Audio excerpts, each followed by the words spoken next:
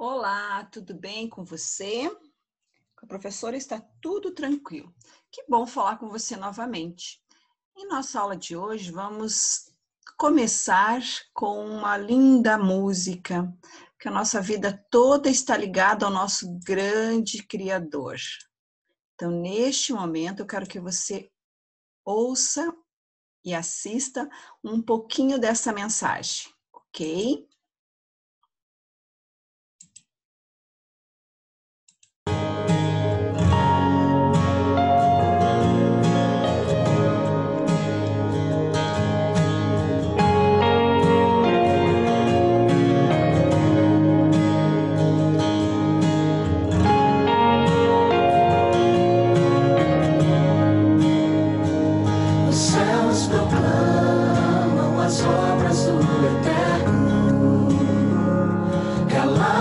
Cantam de sua imensidão e uma voz com sons de glória ecoa em toda a criação, do grão que faz a vida irromper, o esplendor invisível faz nascer.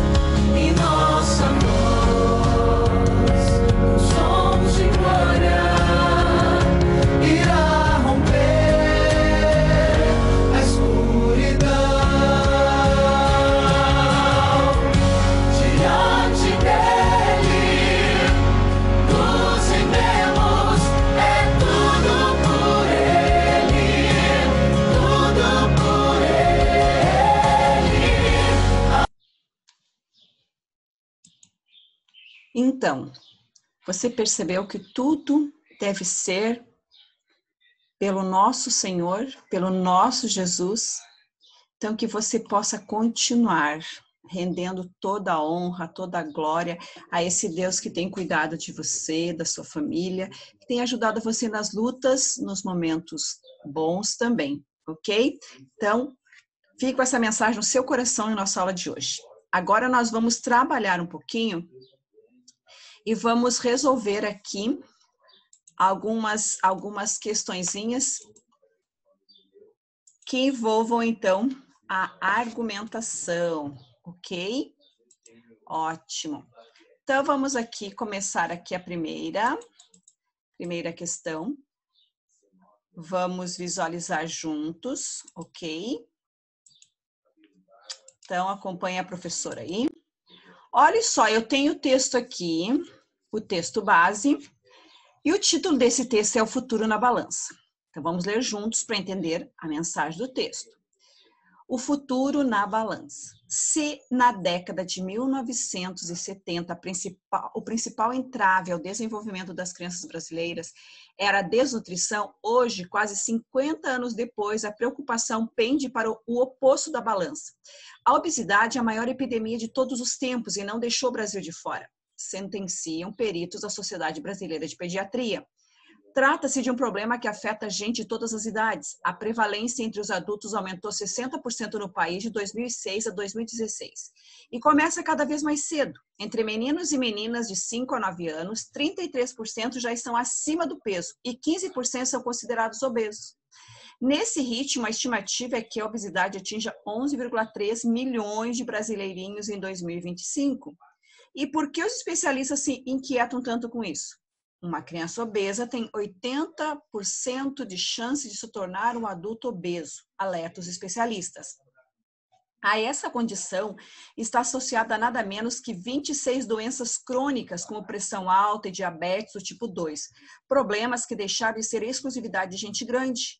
Nesses cenários, vislumbra-se pela primeira vez na história recente uma geração que poderá viver menos e pior que seus pais. Não é à toa que o combate à obesidade foi alcançado em prioridade para o governo, que aposta em ações de estímulo ao aleitamento materno, a prática de atividade física e a mudança do comportamento alimentar. Ironicamente, uma criança acima do peso pode ser considerada desnutrida. E você tem, então, um fragmento de um texto que foi publicado na revista Saúde, né, em 2018, e agora foi adaptado aqui para esta prova. Agora eu quero que você observe o seguinte, ó, futuro. Futuro é amanhã. Na balança, o que é a balança? É o controle do peso. Qual é o assunto, então, que você percebe que trata aqui? Da obesidade infantil. Ótimo. Então, pelas ideias expostas no texto, é claro que a sua abordagem temática seria o quê? Ela comporta um paradoxo, um absurdo, fala algo que não é realmente pertinente aos nossos dias? O que você acha?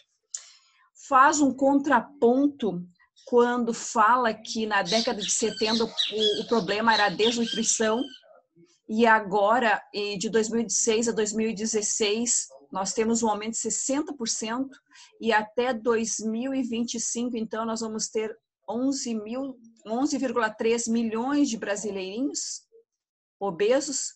Isso é o quê? Nesse momento que cresce tanto a tecnologia, as descobertas, a ciência progride, nós teremos o quê? Uma criança acima do peso pode até ser considerada desnutrida. Isso é um paradoxo? Ou isso atinge sobretudo a população urbana?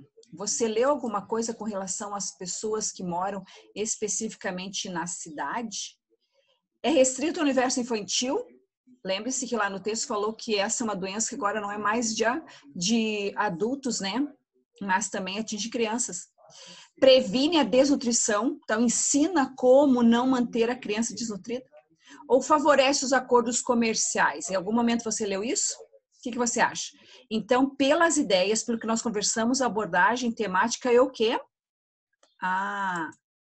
Um paradoxo. Tanto que ele conclui o texto dizendo, ironicamente, uma criança acima do peso pode até ser considerada desnutrida.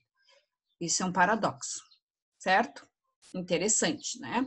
Muito bem. Vamos agora à questão 2. A questão 2, eu tenho, então, mais um fragmento aqui de um texto do discurso da servidão voluntária do Le Bourdieu. Aquele que vos domina, tanto só tem 2 olhos, só tem 2 mãos, só tem um corpo e não tem outra coisa que o que tem o menor homem do grande e infinito número de vossas cidades, senão a vantagem que lhe dais para destruir-vos. De onde tirou tantos olhos com os quais vos espias, se não os colocais a serviço dele? Como tem tantas mãos para golpear-vos, se não as toma de vós? Os pés com que espezinha a vossa cidade, de onde lhe vem, senão dos vossos? Como ele tem algum poder sobre vós, senão por vós? Como ousaria atacar-vos se não estivesse conivente convosco? Que poderia fazer-vos se não fosseis receptadores do ladrão que vos pilha, cúmplices do assassino que vos mata e traidores de vós mesmos? Muito bem, vários questionamentos aqui, né? Um texto cheio de questionamentos. Agora vamos ver com relação a esse fragmento. A partir do texto de Le Bourdieu, assinale a alternativa correta. A fonte do poder do tirano está no grande e infinito número das cidades. A fonte do poder do tirano está na quantidade de espiões. A fonte do poder do tirano está no grande exército que tem a seu dispor. A fonte do poder do tirano está na conivência das pessoas. Letra E. A fonte do poder do tirano está na graça divina. Acredito que a partir dessa leitura você, a primeira que você descartaria neste momento é a letra E, né? Pela graça divina. Diante da graça de Deus, não existe tirano, né? Porque Deus é um Deus de amor, então ele não ia querer que os seres humanos oprimissem uns aos outros. Então, descarta esse. Mas o que ele disse? Aquele que vos domina tanto só tem 2 olhos, só tem 2 mãos, só tem um corpo. E não tem outra coisa que o que tem o menor homem do grande e infinito número de vossas cidades, senão a vantagem que lhe dais para destruir-vos. Então, aqui você já tem, perceba que na 4ª linha você já tem a resposta. Já está ali no texto. E quando você interpreta, é isso. Ali já no texto ou no enunciado, você já tem a direção. Então, você precisaria ter o quê? Grifado essa parte aqui, ó, né? Quando ele diz que lhes dai para destruir-vos. Você dá o poder de destruir. Então, só nós temos governantes tiranos, por quê? Porque nós permitimos. Aonde você tem isso? Na questão D, com a conivência. Aí você, a pessoa não sabia o que era conivência. Então, conivente é você saber que está errado e você concordar, certo? Então, essa é uma boa questão de argumentação que você precisaria realmente só prestar um pouquinho de atenção que a resposta estava ali no texto. Precisa ler. Agora vamos ver a questão 3, a ciência do Homem-Aranha. Olha só, uma questão do Enem. Caiu no Enem, então vamos ler aqui. Muito dos superpoderes do querido Homem-Aranha, de fato, se assemelha às habilidades biológicas das aranhas e são objeto de estudo para a produção de novos materiais. O sentido aranha, adquirido por Peter Parker, funciona quase como um 6º sentido de habilidade premonitória e por isso soa como um mero elemento ficcional. No entanto, as aranhas realmente têm um sentido mais aguçado. Na verdade, ela tem um dos sistemas sensoriais mais impressionantes da natureza.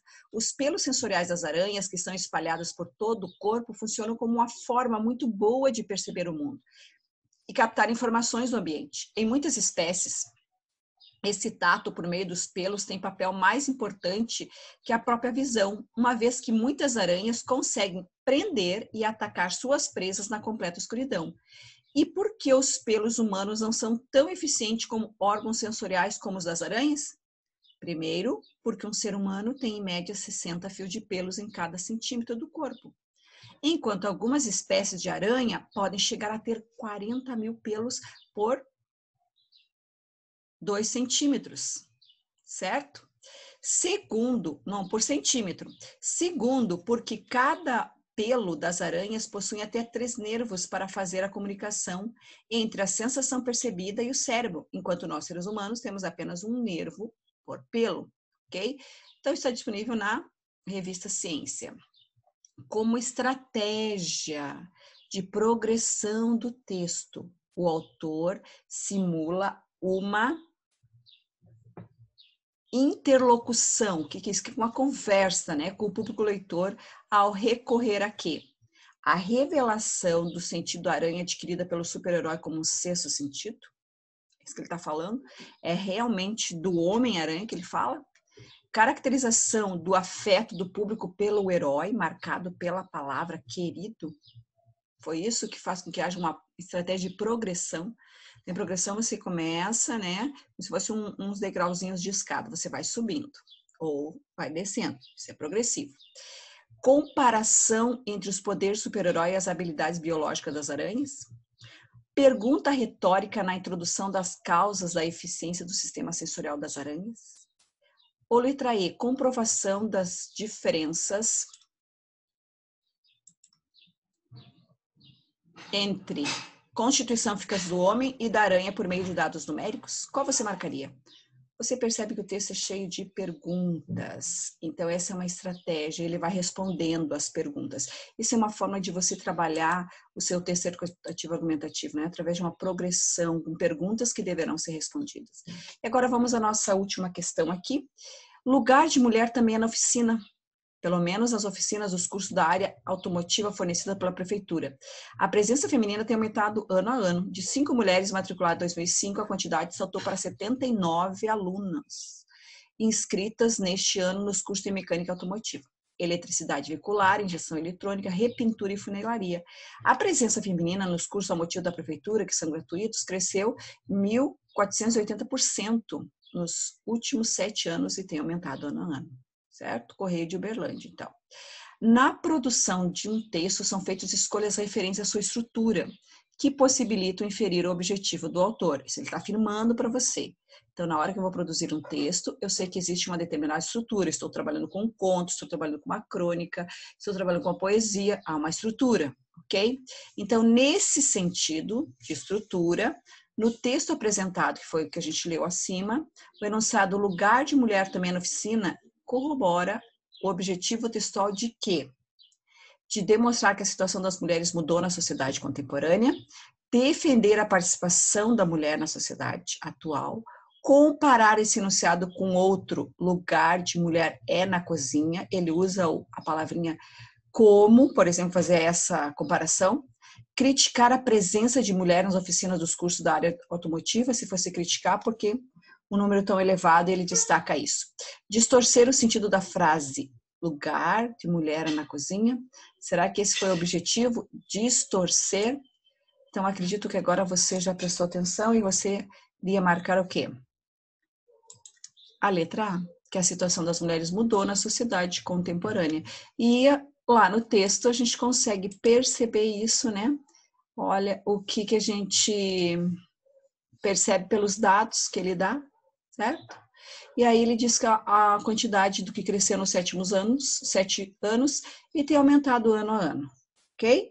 Então essa enfatiza o quanto a mulher hoje, ela procura o seu lugar também na sociedade.